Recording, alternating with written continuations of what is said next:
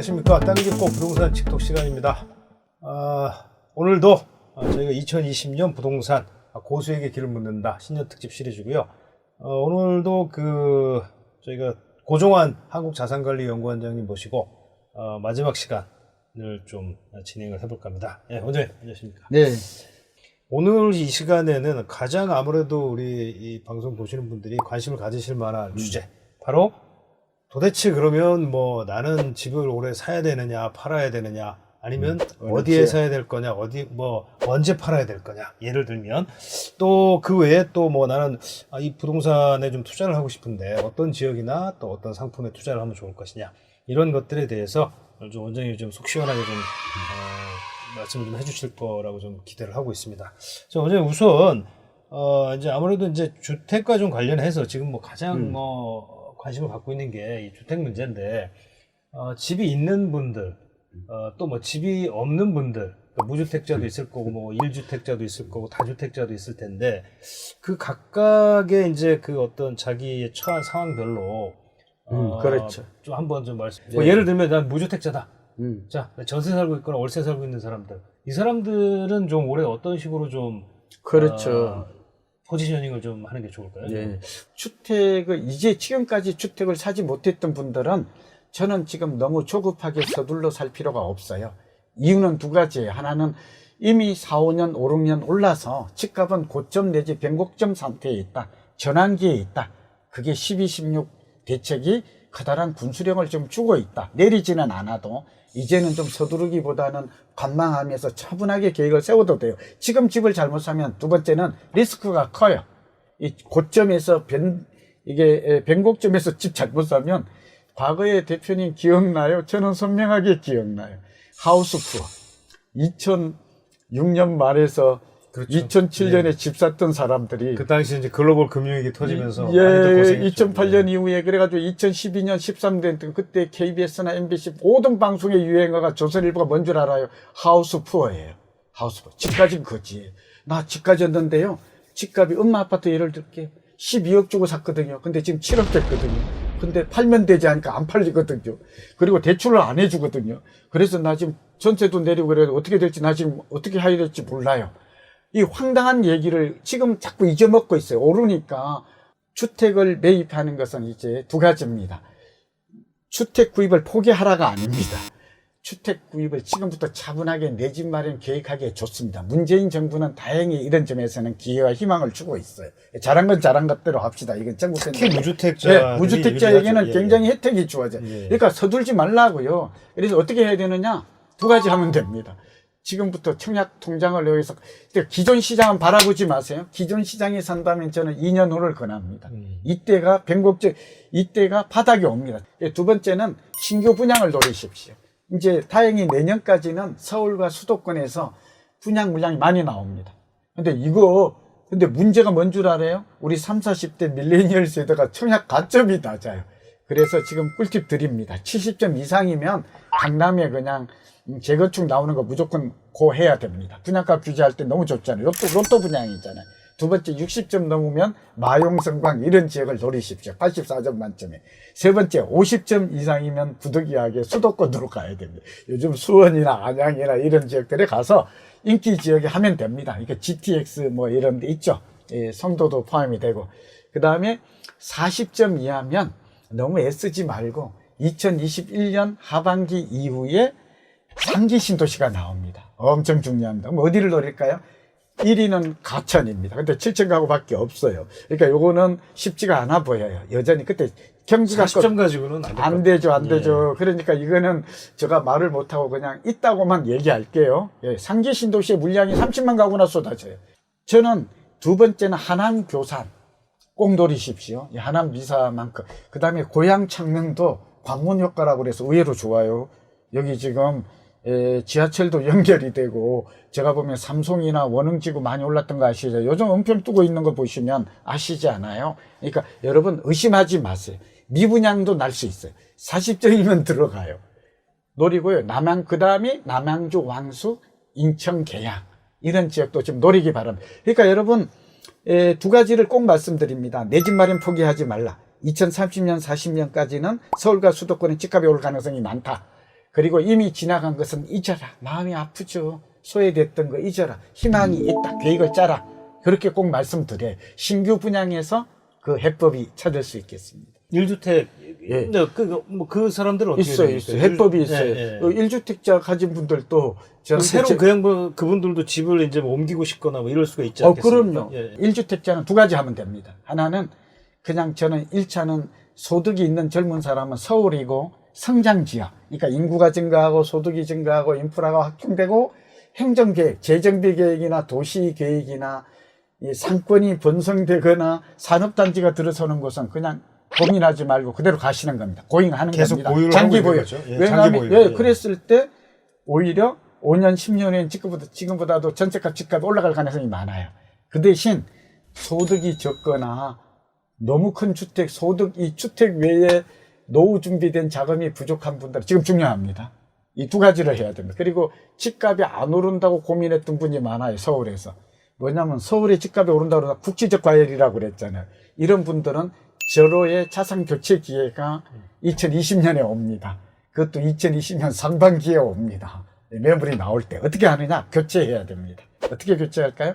성장 지역으로 9억 원 초과주택은 9억 원 이하로, 그리고 서울에 만약에 오래 살았던 분들은, 자금이 없는 분들은 가감하게 저는 1주택을, 비싼 주택을, 지금 양도세 중과 기회를 줬잖아요.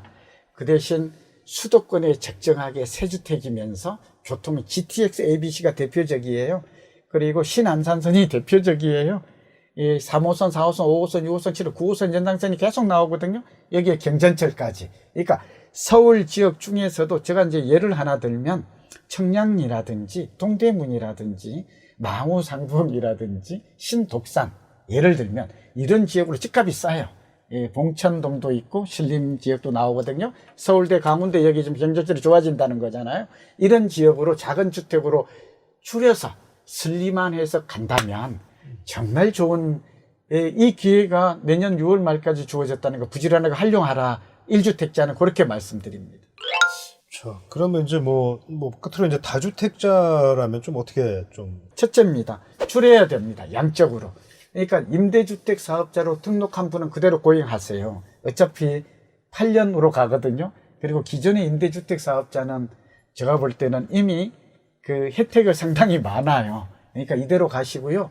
그 다음에 두 번째입니다.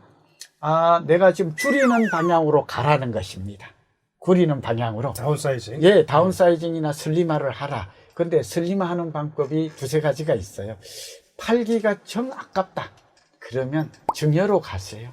예, 지금 그런 것들이 이미 나타나고 있죠. 사전 상속 또는 증여로 가는 게 유리하고요. 지금이라도 6억 원 이하 84.5제곱미터 이하는 그나마 주택임대사업자로 등록하는 게 좋습니다. 장기적으로는. 뭐 규제, 이제 지금 혜택이 많이 줄긴 했지만. 예, 줄긴 했지만 그래도 예, 예. 아직은 그렇게 가는 게 좋고요. 그 다음에 재건축 대상 지역들은 변동성은 크지만 서울은 보유하는 게 재건축 재개발은 유리해요. 왜냐하면 다음 정부가 어떻게 될지도 모르고 우리나라는 정권이 바뀌면 가장 먼저 바뀌는 게 부동산 정책이에요. 그리고 알 수가 없어요. 공급이 부족한 시장에서. 그래서 제가 오늘 중요한 얘기를 좀 꼭 드립니다. 그래서 이 다주택자는 주택 양을 줄여라. 다만 보유할 주택과 처분할 주택의 판단 기준을 가져라. 그게 뭐예요? 성장 지역이에요. 그리고 아까 제가 트렌드로 뭐예요? 중소형 세주택이에요. 그리고 아파트로의 주거 선호도는 더 지속될 가능성이 많아요. 빌라나 단독이나. 저는 도심의 단독 다가구 주택이 유망한다고 보는데, 그럼에도 불구하고 대세는 아파트이다라는 말씀을 좀 드려서 줄이는 전략이 바람직해 보이고요. 비에 가서 어느 정도 현금을 가지고 있다가 집값이 빠지면 저는 개인적으로 저가 매수 기회가 반드시 옵니다. 우리 경제가 그렇게 좋지를 않아요. 우리 집값이 한번 오르면 이렇게 장기 급등했던 사례는 한 번도 없습니다.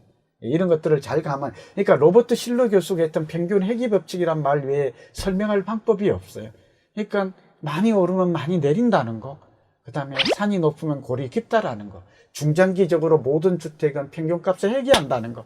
지금은 집값이 많이 오르지만 결국 물가 상승률과 경제 성장률에 주가든 집값이든 수렴한다는 거. 이 부분을 강조합니다. 자, 근데 저희가 이제 주로 이제 주택 중심으로 지금 좀 사실 이제 말씀을 좀 계속 나눠봤는데, 주택 말고 맞네. 뭐 나는 이제 뭐 좀 다른 부동산에 좀 투자를 해보고 싶다.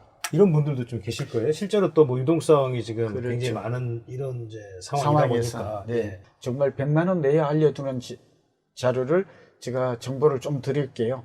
지금부터 100만 원짜리 정보니까 잘 아, 드셔야 될것 그렇습니다. 같습니다. 이건 뭐 제가 정말 자신이 있고요. 저 말대로 했다가 소리는 한 적은 없어요.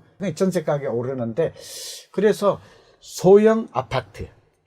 저는 이 주거용 부동산, 비주거용 중에서도 주택에 가까운 그런 주거용 오피스텔, 이 말 하려고 그래요. 서비스 레지던스. 주택에 그 다음에, 가까운. 네네, 가까운. 네. 근데 조건이 또 붙어요. 거주 조건처럼 저는 성장 조건이 또 붙는데, 여기까지 들어가셔야 돼요. 그리고 요즘 뭐, 우리가 말하는 아파트형 공장이라고 이제 불리는 것들 있죠. 지식산업센터. 예, 지산센터 같은 예. 것들도 사실은 눈여겨서 잘 보면 수요가 많은 곳, 성장 지역이고, 그러니까 성장 지역은 공시지가가 오르면 성장 지역인 걸 쉽게 알 수 있어요. 두 번째입니다. 상가가 중요합니다. 요즘 상가 주택을 저는 추천하고 싶어요. 예전에 청와대 뭐 대변인 뭐 다 아니까 말 안 할게요. 이분이 우리 교훈을 삼아야 된다니까요. 그리고 뭐 국회의원이 또 어디 저기 목포 같은 거 산 걸 잘 상기해 봐요. 도덕적으로 비난만 할 게 아니라 이분들은 어떻게 해서 이렇게 재테크에 있어서 어쨌든 투자의 목적이 수익률 극대화잖아요. 했는가라는 거 지금 그 답 주려고. 이 성장 상권에 붙어 있는 다가구, 이 중요합니다. 신설 역세권 포함됩니다. 신설 역세 중요합니다. 이게 다 어우러져야 될수록 효과가 커요. 근데 그러니까 지금 상권이 안 좋다니까. 그러니까 가격이 저렴하다니까. 근데 여기가 지금 앞으로 더블 역세권이라 신설 역세권이 2, 3년에 이루어지는 상권이 부지기수로 많아요. 서울에 지금 부동산이 저의 눈에는 보물이 곳곳에 애부해요. 곳곳에 숨어 있다니까요. 구체적으로 이걸 사라고 말씀을 참 아니, 너무- 하시긴 어렵지만. 아니 쉬워요. 이미 다 알려주고 계시긴 하니까. 그래도 시간이 너무 이게 하여튼 저 하나씩 하기 너무 많다니까요. 지금 정부를 지금 땅줄 거에 와서 확 보따리를 푼다니까요. 신설 역세권, 더블 역세 이런 거 여기다 도시 재생까지 결합되는 곳이 많아요. 오, 정말 너무 멋지죠. 그 다음에 돈이 좀 저는 삼성이나 종합운동장 쪽이나 예를 들게요. 앞으로 왕십리처럼 청량리가 바뀌어요. 그럼 청량리가 이미 올랐다고 해요. 제기동이나 해기동을 가보라고요. 외대 쪽이나.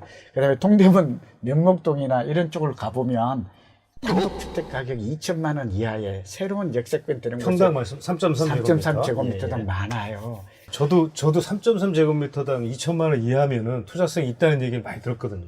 있는 정도가 아니죠. 이걸 지어서 이게 우리가 건물을 짓는데 다가구 짓잖아요. 뭐 다가구 주택은 새로 지어봐야 450과 500만 원 주면 럭셔리해요. 제가 지은 주택을 봤거든요. 아파트보다 더 좋아. 그런 주택이 월세가 지금 받쳐주고 전세가 오르잖아요. 그러니까 여기까지 안 가더라도 땅값만이라도 땅값이 계속 오른다니까요.